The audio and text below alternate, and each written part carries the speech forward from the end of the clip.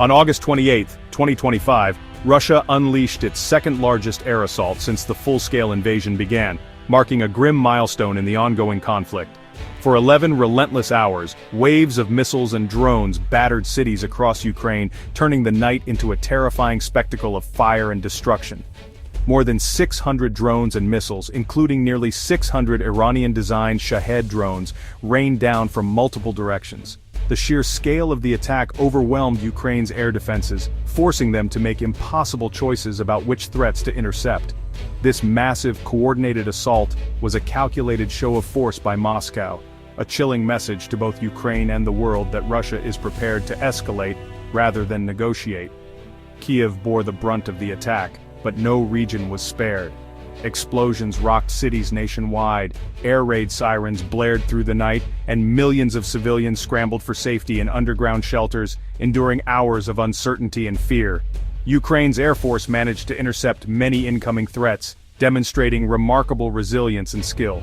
Yet the sheer volume of drones and missiles meant that devastation was inevitable, with residential areas and infrastructure suffering heavy damage. The assault combined slow-moving drones to saturate and confuse air defenses, followed by powerful high-speed missiles, a tactic Russia has refined over months to exploit any gaps in Ukraine's protective shield. For millions of Ukrainians, it was a night of terror, families huddled in shelters, children clutching toys, the elderly comforting one another as explosions drew ever closer. The sense of vulnerability was overwhelming, a stark reminder that large-scale violence remains a daily threat. Ordinary life in Ukraine has become a constant struggle for survival. Amid the ruins, people carry on, queuing for supplies, helping neighbors, and trying to maintain hope under the shadow of sudden, overwhelming attacks that can strike at any moment. As the first light of dawn crept over Kiev, the true scale of the tragedy became heartbreakingly clear. At least 23 people had lost their lives, among them 4 innocent children whose futures were stolen in an instant.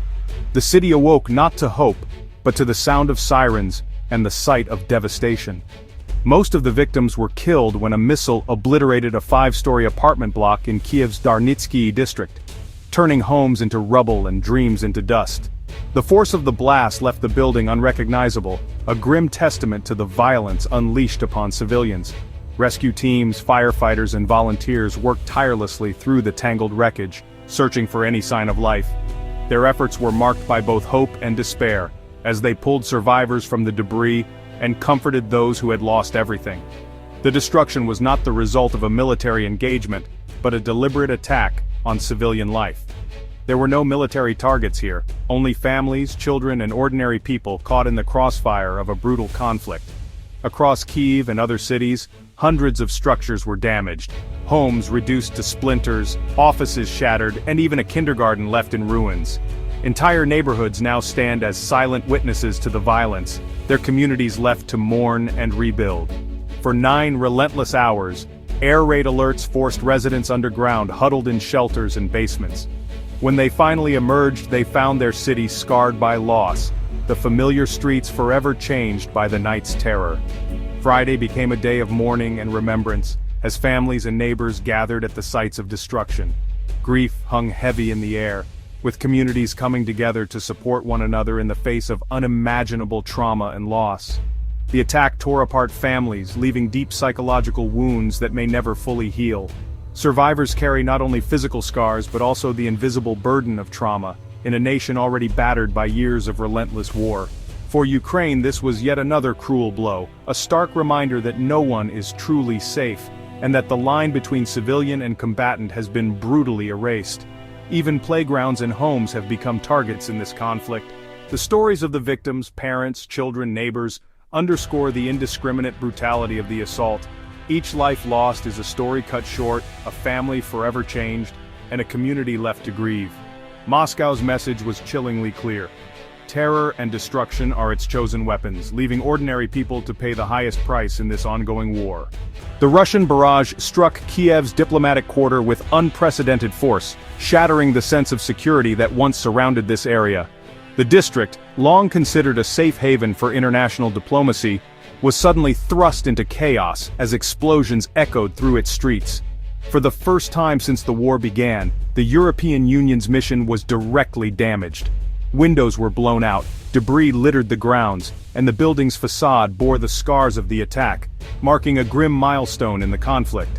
The British Council's offices were also hit, their windows shattered and emergency vehicles rushing to the scene. This signaled a dangerous new phase, where foreign diplomats and their institutions are no longer off-limits, but potential targets. Thankfully, all staff members escaped physical harm, but the psychological impact was profound. Diplomatic missions, which should be protected by international law, now felt exposed and vulnerable, their immunity shattered in an instant. Russia's attack on these symbols of Western support was a calculated escalation, openly defying diplomatic norms.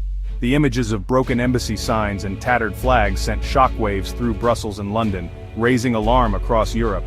The strikes breached the Vienna Convention, the cornerstone of diplomatic protection, and raised the stakes for every foreign embassy in Ukraine. The sense of inviolability that embassies once enjoyed was now in question. The EU and UK have been steadfast supporters of Ukraine, providing aid, political backing, and a visible international presence. By targeting their missions, Putin sent a message of defiance to his most vocal adversaries, challenging the unity of the Western alliance. The attacks forced a sweeping reassessment of security for all international organizations in Kyiv. Embassies and aid agencies scrambled to reinforce their defenses, while staff grappled with the new reality of heightened risk. This was not just an attack on Ukraine, but on the global community standing with it. The message was clear: no one supporting Ukraine is truly safe from Moscow's reach.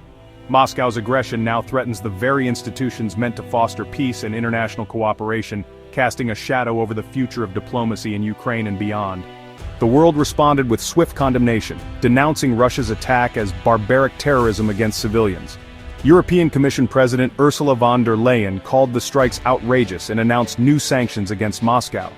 UK Prime Minister Keir Starmer accused Putin of killing children and civilians, summoning Russia's ambassador in protest. Germany, France, and Italy joined in, reaffirming their support for Ukraine and condemning Russia's growing ruthlessness. The deliberate targeting of homes and diplomatic missions was seen as a flagrant violation of international law. The EU's united response signaled continued isolation for Russia and unwavering support for Ukraine. The world's outrage was more than words. It was a commitment to hold Russia accountable for its war crimes. The attack galvanized international resolve, making clear that Ukraine is not alone. Russia's brutality has only deepened its global isolation. Amid global outrage, President Donald Trump's silence was striking. No statements, no social media posts, no direct condemnation. The White House, through Press Secretary Caroline Leavitt, offered only a muted response, equating Russia's attack on civilians with Ukrainian strikes on military targets. This moral equivalence was seen as downplaying Russia's aggression and avoiding direct blame on Putin. Leavitt reiterated Trump's desire for peace, but framed it as dependent on both sides, ignoring Russia's role as aggressor.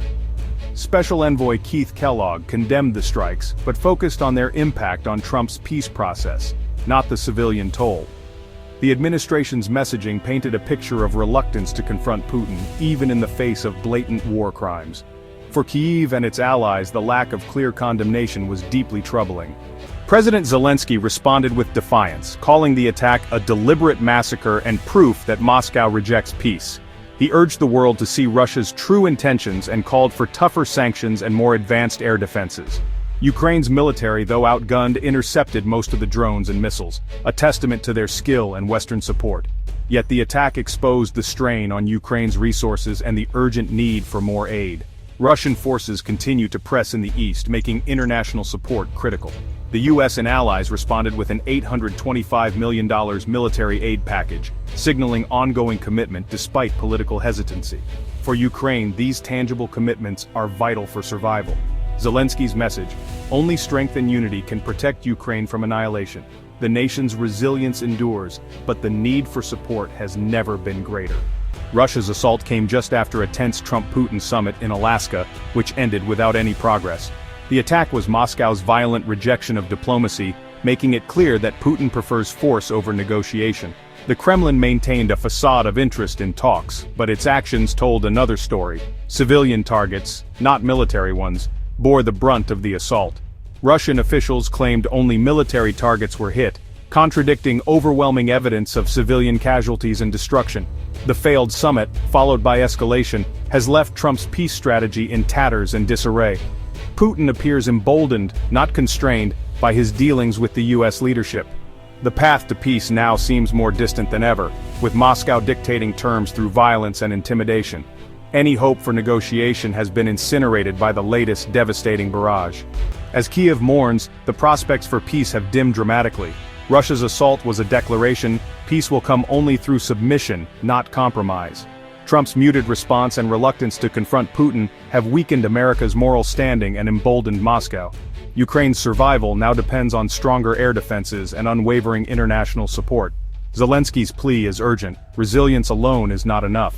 The attack has exposed the futility of peace talks not backed by strength. The world faces a stark choice: stand with Ukraine or watch as aggression prevails.